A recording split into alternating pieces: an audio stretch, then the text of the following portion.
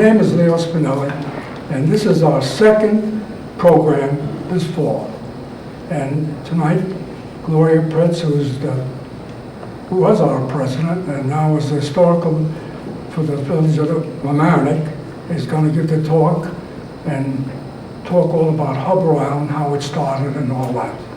I'm going to leave it up to her to give you a terrific presentation tonight. Thank you.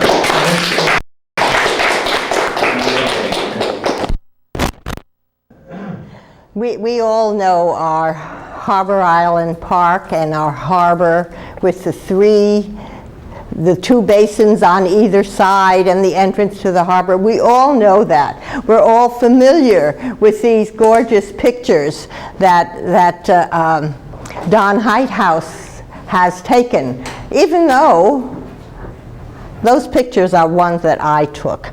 But nevertheless, we all know Harbor Island as the beautiful place for all this happy things that go on down there. But was it always this way? Was it always this beautiful harbor? Of course it wasn't. What it was just mud flats.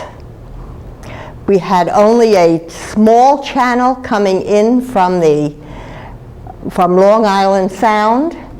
This particular survey was done by the Corps of Army Engineers in 1909 when the Orienta Yacht Club traveled to Washington, D.C. to apply for some kind of dredging to make the harbor a commercial harbor. And with that, the Corps of Engineers sent people up to survey the harbor. And what I have done, this is just a copy of it that I made, and they had high tide heights of the water, low tide heights of the water, but that was very confusing for the little layman that I am. So what I did was work with it and color code it to see what it is. The island, the original island, Hog Island, was just this little piece of green land. The road coming down from the mainland, this is the Boston Post Road. The road coming down from the mainland, which of course was made, and it was made about 1837, 1840 by a wealthy man from Orienta who wanted to do some kind of commercial venture in the harbor, and he decided we needed a road. We had very many farmers that were growing things, and they needed to sell them down into the city, but to get them there they had to transport them by boat.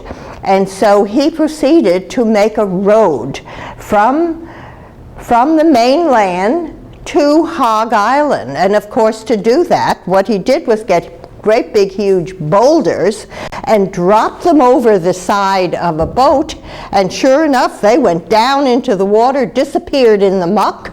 And so sure enough then what he did was get more rocks, big huge boulders. We had tons of big boulders to throw down to build, and he finally built a base for the road, and that is the road that leads down into the island, that same road that we have today.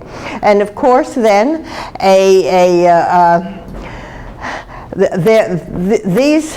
this dark shaded area is all mud flats. At low tide, all you did was see mud and spartina grass and the sedges. One of the things, one of the very earliest rules made by the town of Mamaroneck annual meeting was that the sedges, which would grow sometimes over 6 feet or higher, and of course that was the spartina grass, the seagrass, that was not to be cut by anyone until September 10th of any year. And anyone stealing it that was not living in the community, because it was open to anyone living in the community, but anyone from outside of the community was arrested and fined. That big, huge, tall sedges was very valuable for bedding for the cattle in their barns. So it was very important to control it. But after excuse me, what I'm going to show you is what Harbor Island is today, so you get a decent perspective.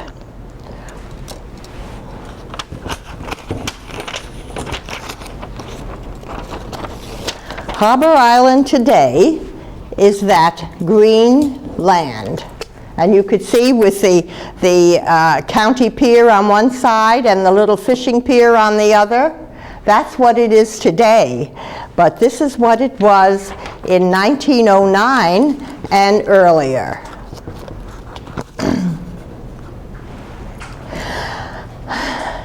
Here in the eastern tip of Hog Island, there was also a rock that went across 2 shore acres. It was called bush rock, because what they did, what the fishermen did, the boatmen, was tie trees on top of it, so that at high tide you would be able to see the rock and not go into the rock because it's under the water. But of course, low tide you saw it.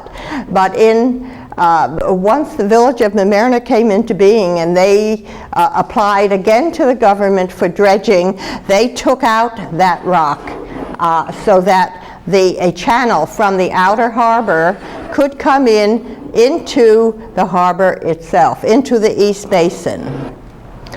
The West Basin remained mud flats until 1938-39,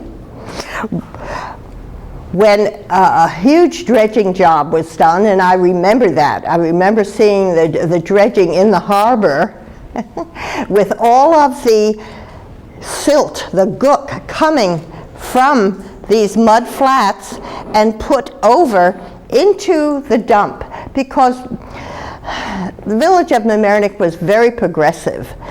Little by little, this little 4-acre Hog Island was enlarged with construction debris that was just dumped around, with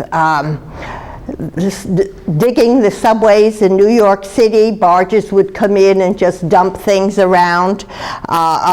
They also then started a dump, someplace to incinerate garbage, and that was here in this West Basin side. And when West Basin was dredged, they just put all the silt over that old dump. The dump was really fire burning there all the time. I mean, I lived in Orienta, so I would pass there just about every day, and there were just thousands of seagulls and terns squeaking, squeaking, squeaking, squeaking all over. It was, it was pretty. I liked it. But of course, once the West Basin was dredged and the silt just sat there, and you would see, like maybe after about 4 or 5 years, it dried up and cracked. It was just clay, and then before you knew it, little puffs of grass would start to grow. And then of course the village improved it, and we now have the wonderful soccer field over there behind the 1816 schoolhouse. Okay. Not only were there seagulls there, but there were rats. They were just as big as a bulldog. About that long and about that fat. Leo was telling us. We came into that. We used to go in there and look for things, and when you see that, you went the other way. Leo was telling us that in the dump, the old village dump, that in addition to the seagulls screeching and everything else, there were huge rats huge rats that were there all the time. But of course, that's where the garbage was placed. Your scraps from your food, and so, I mean, the rats had a field day. That was their supermarket. Also, the cops used to have practice shooting. And the police used to practice shooting there, killing the rats, which was a good thing. But let us talk about what the harbor was before all of this came into being. We know that there were very many eels in the harbor, in the mud. Of course, that would go to the Sargasso Sea to mate. And of course they died there, and the many horseshoe crabs. I remember there was always a horseshoe crab on the beach when we went. Well, they used to feed the horseshoe crabs to the hogs. And lobsters were so abundant that they would sell for 3 cents a pound. And if you're digging for clams, in one tide you could get 2 full bushels of clams. During Depression time, I remember Steve Johnson talking about during Depression time, very many things, what they did was go down to the island and pick the clams, dig for the clams and the mussels, and that was their supper. And it was a good supper. At one time, a shark, also a 6-foot shark, was found just off Hog Island.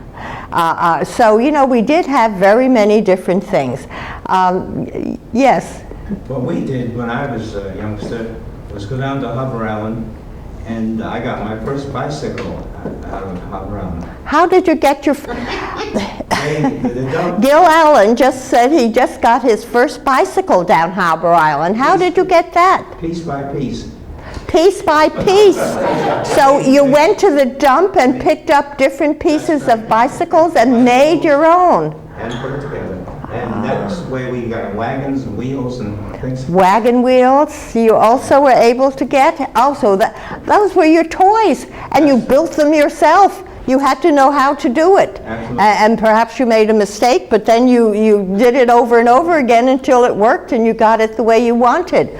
That's wonderful. So, the dump had its good things, even though now with our environmental concerns, we're so concerned with anything burning, but there was always the garbage burning down there at the village dump. At 3 different times, we know that the Long Island Sound froze over.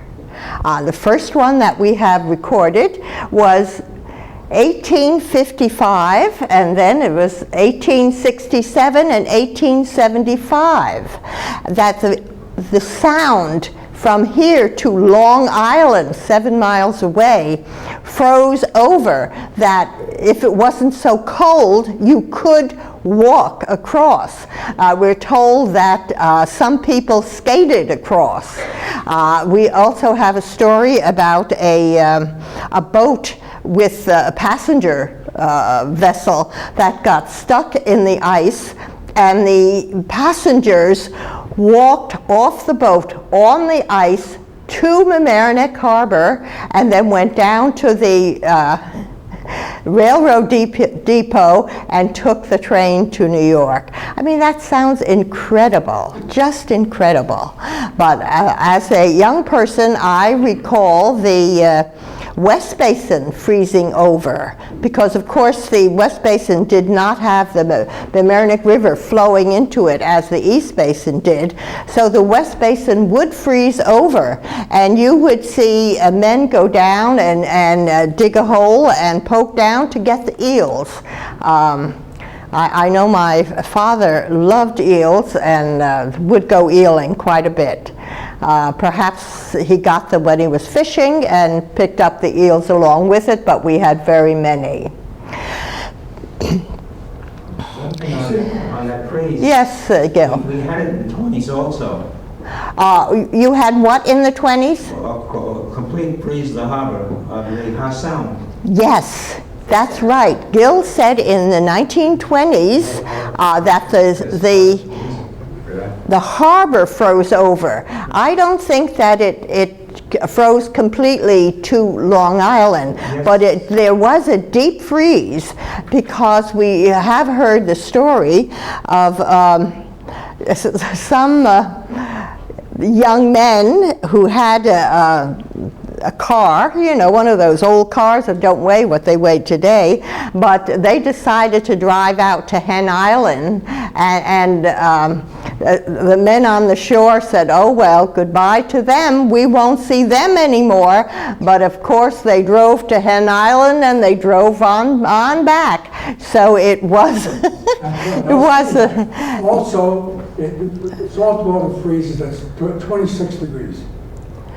I'm sorry, Leo, I didn't hear you. Before it could freeze. Salt water. Salt water freezes before fresh water. In them days, it was always below zero around here. Yes, it was below, yes, temperature would get below zero. The icebreakers come in there and broke it up, 1 foot thick.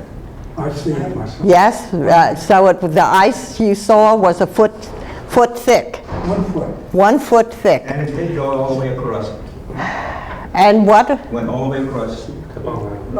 They did? Yes, So it did freeze all the way across. late 20s. Yes, yes. Well, we don't have it nowadays. But in 1870, to get back to our historic harbor, a gentleman named Huntley built a hotel on the island. This particular picture, here's the road leading down into the island, and there's the hotel on the island. Remember, 1870, the island was very small. And sure enough, Mr. Huntley was in the theatrical business, and we're told that a number of actors would come here for the summer and would stay at the hotel. But we also hear the story that where the hotel was located on the island, there was a shack, a shed. And sure enough, in building the hotel, they built it over the shed, so that the roof of the shed became the second floor, the floor of the second story.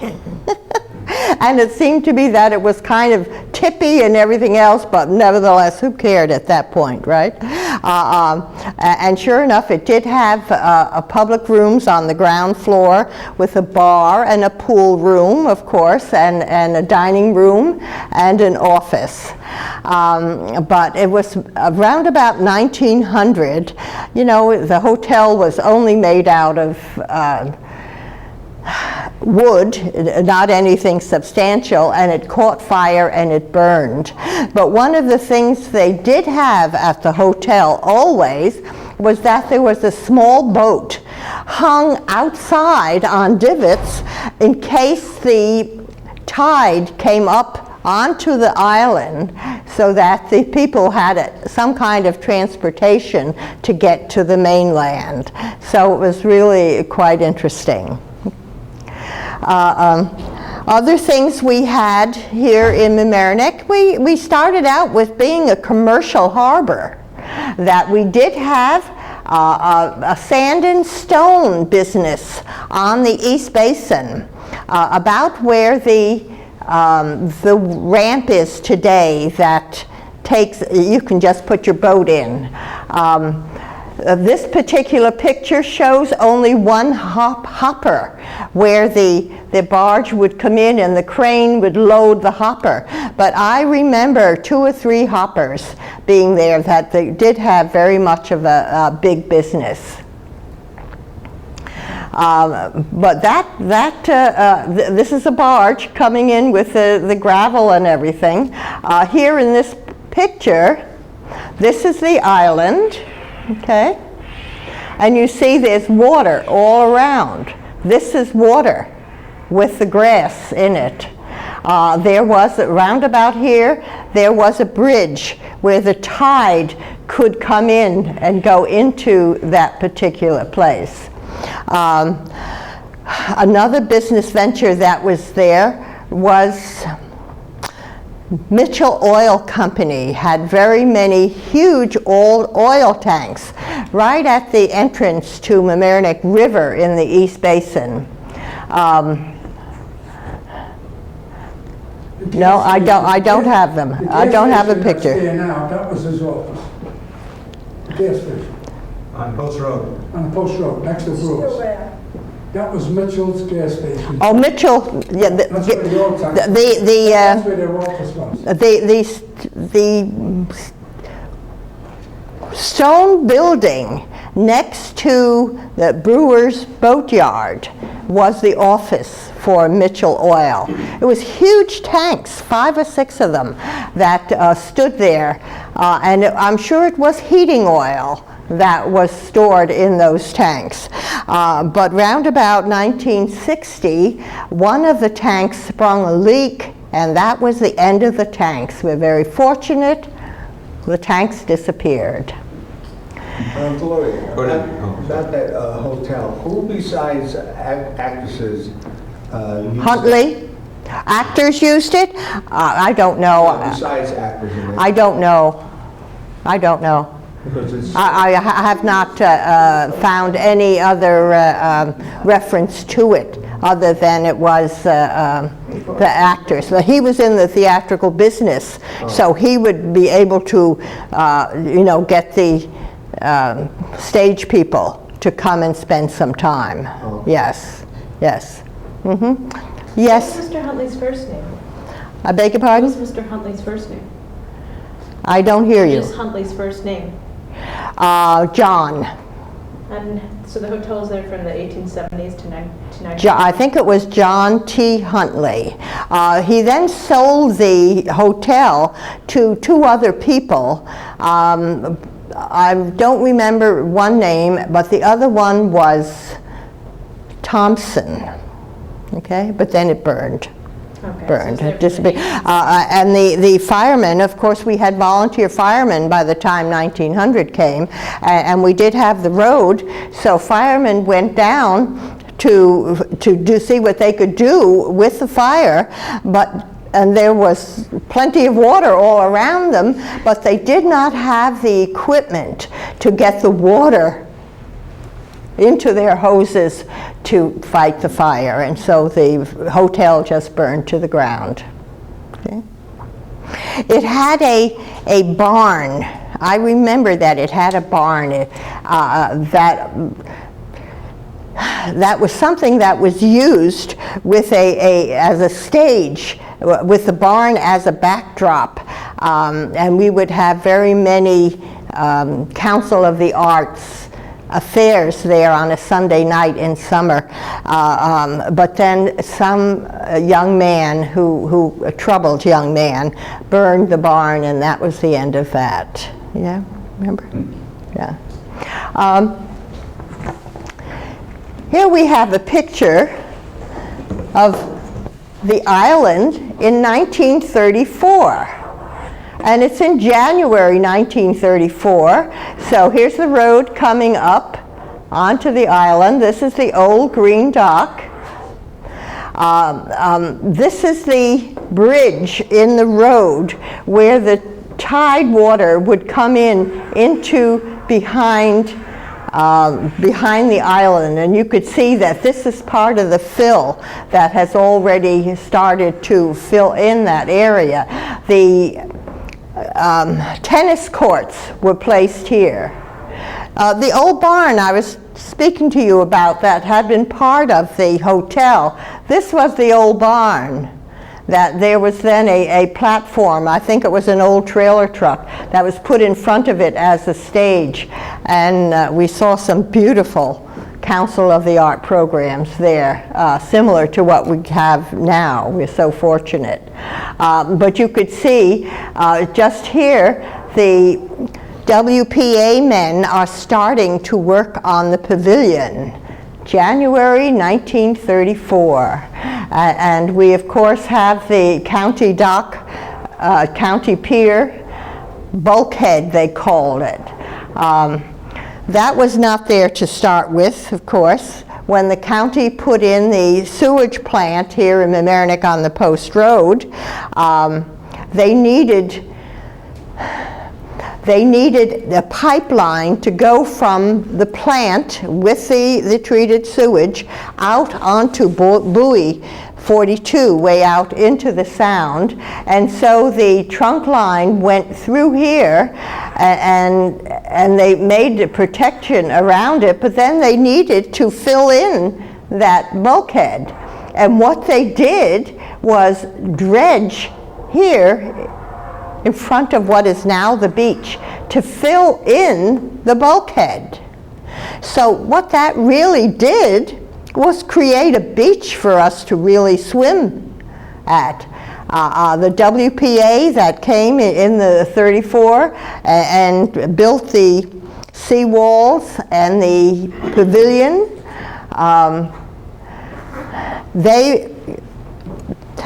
they constructed the beach to be 2 layers, to be an upper beach and a lower beach with the wall in between. The wall was where you have the sidewalk nowadays at the beach. So it looks so different. This was the parking area, as you can see. The playground. The village created the playground in 1919, and they hired a woman to be there at the playground with the children, and the attendance was something like an average of 83 every day during the summer months when school was not in session. So it was truly wonderful. But before we had all of that,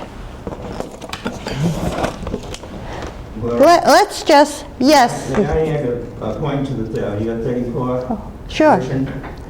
In 1934, by that time, sports were taking over, and we had one of the best ball fields and football fields right there. The Mamk All-Stars, Dodgers. Now, Gil Allen is talking about I think it was the late 20s and early 30s, Yes. when the Mamaroneck sports team took over and was created, and it was a semi-pro team, wasn't it, Mr. Allen? Yes. There was no pro baseball in those days. But it was football. Football And baseball, okay? And they played here in Lanza Field. Was the baseball. The baseball field was the same as it is. But the football field was here. The first was over there on that side. On the other side? Where Over the road goes from now. where what? Where the road goes down to the harbor. Where the road goes down to the harbor, where the on the East Basin. Behind the recreation office. Yes, yes. This is where the football field And they was. put it over this side later. Yes. Oh, they did. I'm told that those sportsmen did an excellent job. They were all Mamaroneck men that played very well. They were very proud. Plus, we had a connection with the engineers, the local 57. We had connection with the engineers, Local 57. Uh-huh. They came in and did it all at no expense. At no expense. Oh, wonderful. I'm also told that we had very many people go to see the games and enjoy the games.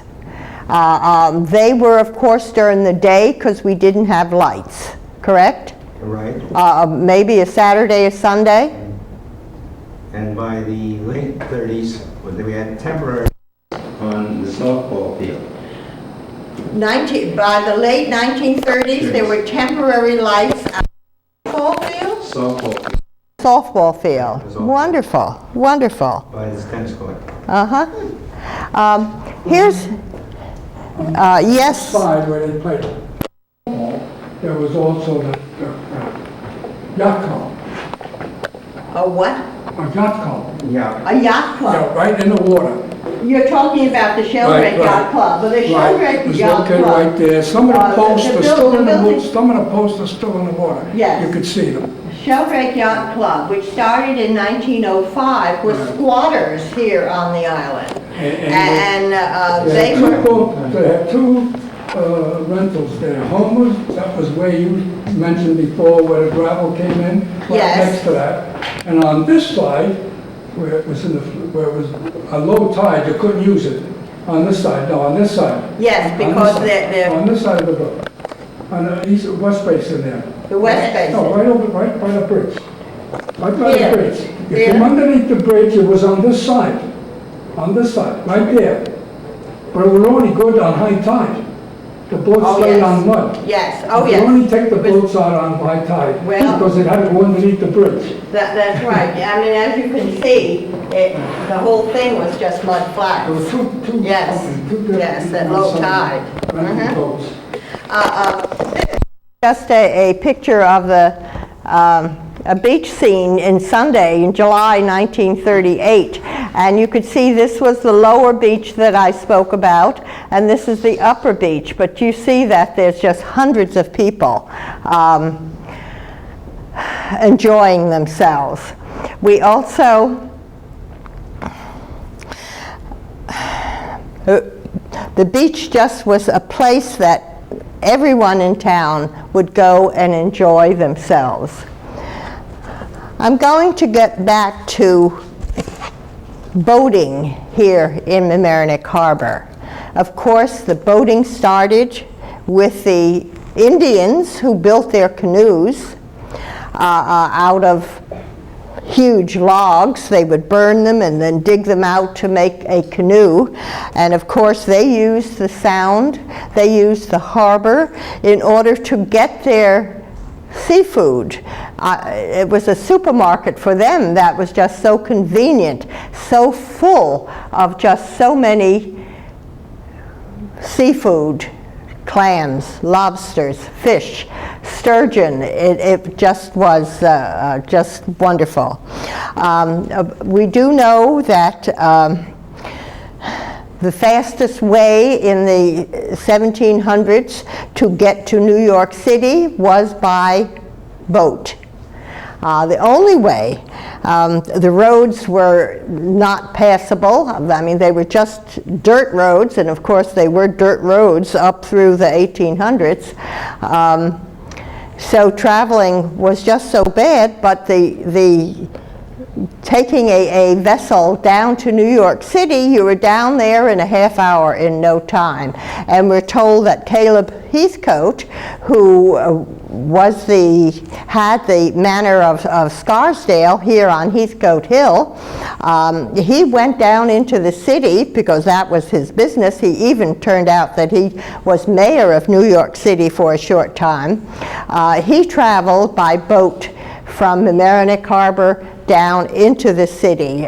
We're told that the slaves rowed him, but I don't know, whatever. But round about the 1800s, the middle 1800s, we have men starting to build boats here in Mamaroneck. And one of them was Joseph Haynes Gedney. Joseph Haynes Gedney, from the Gedney family that came to Mamaroneck in 1697 from Salem, Massachusetts. They had many children, and Joseph Haynes Gedney was one of them. And he started his boat building business. And one of the things that he did do was build the Mary E. Gordon. He built that, and he named it after his wife, whose name was Mary, and her mother's family name was Gordon. So the boat was named after her. And of course, Joseph had 8 sons and 1 daughter. And we know that one of the sons, William Gedney, continued with the shipbuilding business. But Joseph was known that he built Mamaroneck sloops, his own models, his own creations, built them here in Mamaroneck, quite a number of them. And they were known to be very reliable, very dependable, very looked for sloops for Long Island Sound. One of them, the John Perry, had such a huge sail that as it would be coming down past Orienta, the people here on the land could see it coming because the sail was way up above the trees. So it was really wonderful. But his Mary E. Gordon started regular service to New York City from Mamaroneck, that people could count on it. But then once he passed away, the ship was purchased by the Charles E. Davis company, steamship company, and they ran the Mary E. Gordon out of Mamaroneck until 1923.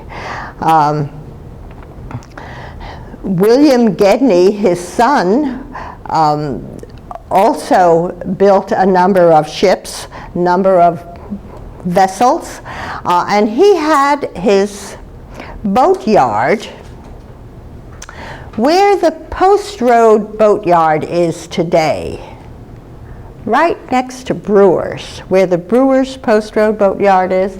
That's where the Gedney boatyard was. And I do have a negative of that, and one of these days I'd love to have it developed, to look at it. It's quite interesting.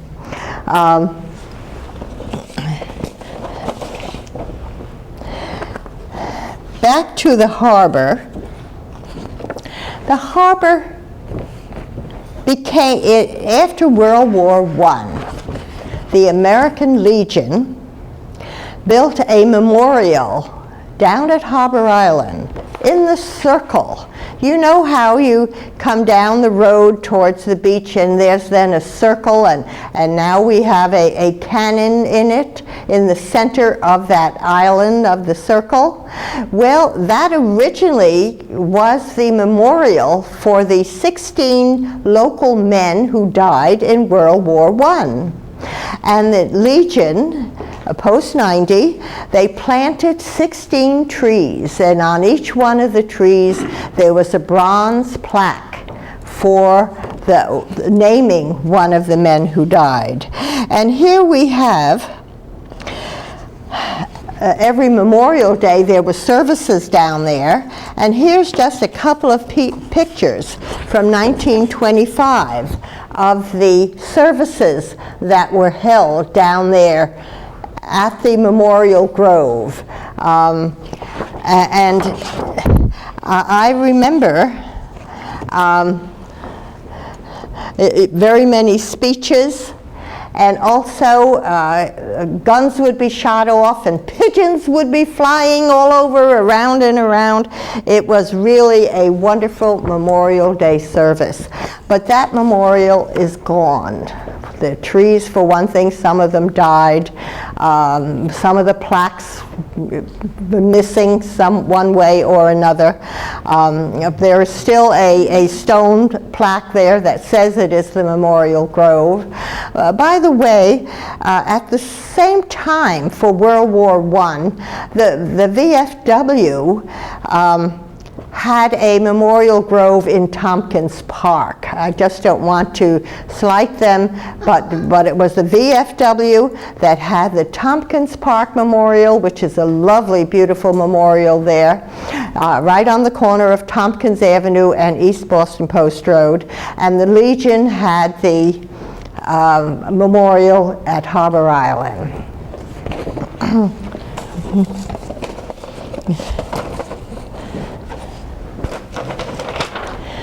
When we look at the harbor nowadays, in the summertime, so full of boats, I'm told, the figure I was given in 2002, there were 770 boats in our harbor. That, of course, includes the little dinghies to get to the big boats, but the boats are large, so much larger than they were. This is a 1943 map of the harbor. And you can see that, again, we have the mud flats still in the East Basin, but we can have the boat moorings are so indicated here, and you could see how few they were and how tiny they were, okay? So it's quite a bit of difference to what we have nowadays. We are no longer a commercial harbor. We are a non-commercial harbor strictly for pleasure boating. Do I have any questions? No? Yes, When did it Michelle. stop being? It stopped being a commercial harbor when the Sand and Gravel Company left, which was, I believe, in the early 60s. And then when the Mitchell Oil Company tanks left, that was, I believe, in the late 60s. So it strictly became pleasure boating. Of course, nowadays we do have a number of marinas that have existed for quite a while, at least since 1900. And we also have Directors Yacht Yard that is still the only shipbuilding organization we have in the community. But anything to do with boats and boating is the largest commercial venture in the village of Mamaroneck today. So it's something that we enjoy, just going down to the harbor and watching the boats coming and going on a Sunday night at 5 o'clock when all of the boats are returning. It's like the thruway, you know, it's just seeing one beautiful one right after another. Yes? I remember as a child that there were many activities down at the island, including carnivals and boxing. I remember one time they set up a boxing ring. You remember a boxing rink being Yes. set up Prize when you were a fighting. child? Yes. Now, where was it set up? That was on the side, the original side. Is that the west basin? No, it would The be west the side? East Basin. Uh, You're talking about on this side? Yes. Where the Fireman's Carnival? Exactly. Oh, boxing rink. Were there any local boxers? Well, there was a local prize fighter. Pete. Pete. Pete DeRusa. Correct. Yes. Correct. Beaten each time I come home, because I was out too late. And they sold the tickets right on the bridge. Nobody went around it, but when we came there, they'd make out they didn't see us and let us go in. Yeah, I didn't buy any ticket. I just. I went twice. I think that's wonderful. Right. There's a lot of things that happen down there besides boxing down there.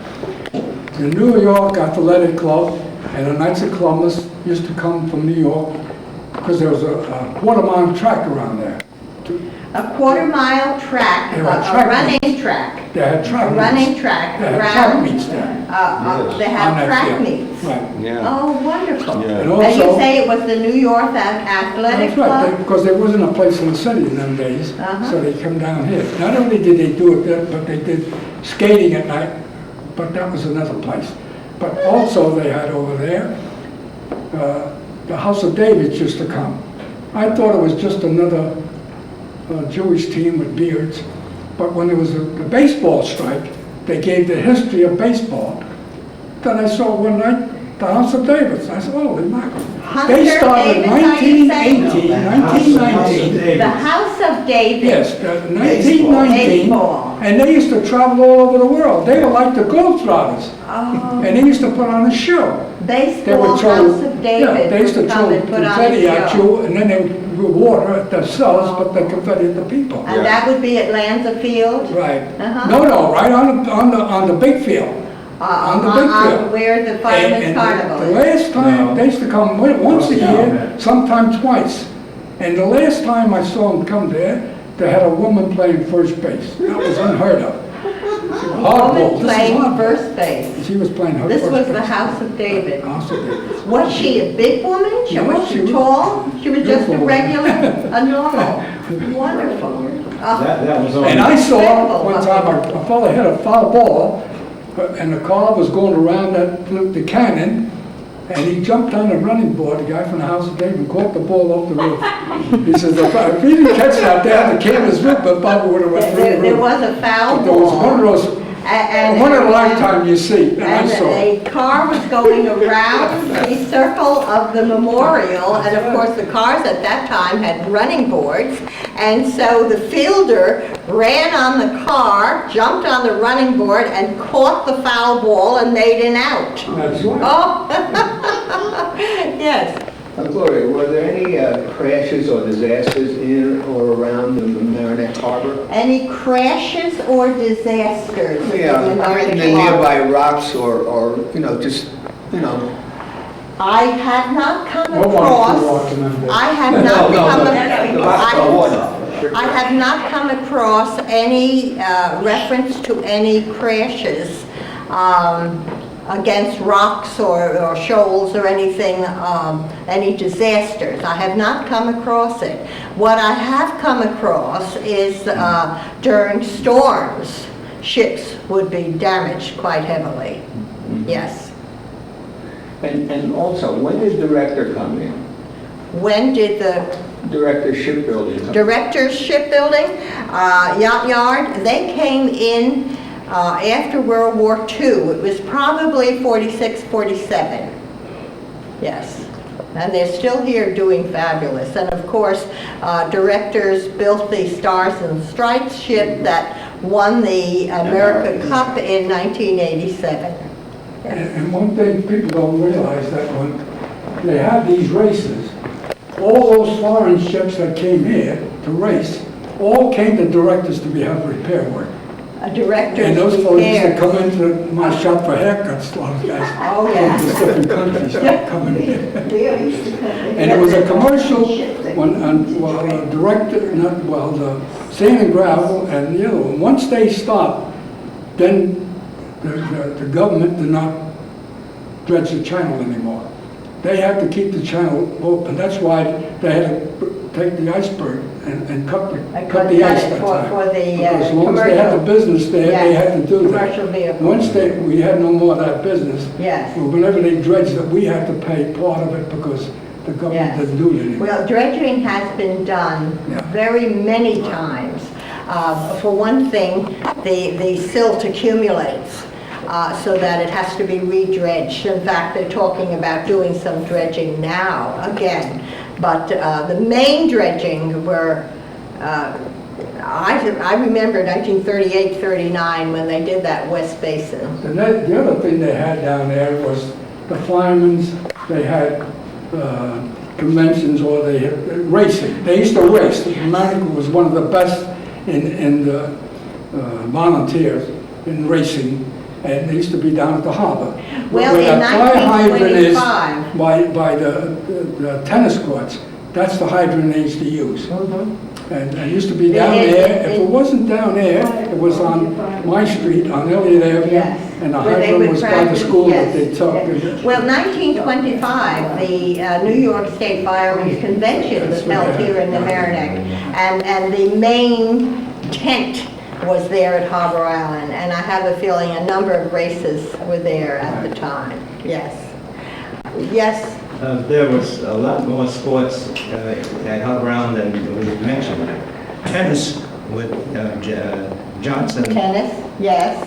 was, Tennis was, well, ever since the tennis courts went in, which I believe were in the late 1920s, the tennis courts were put in.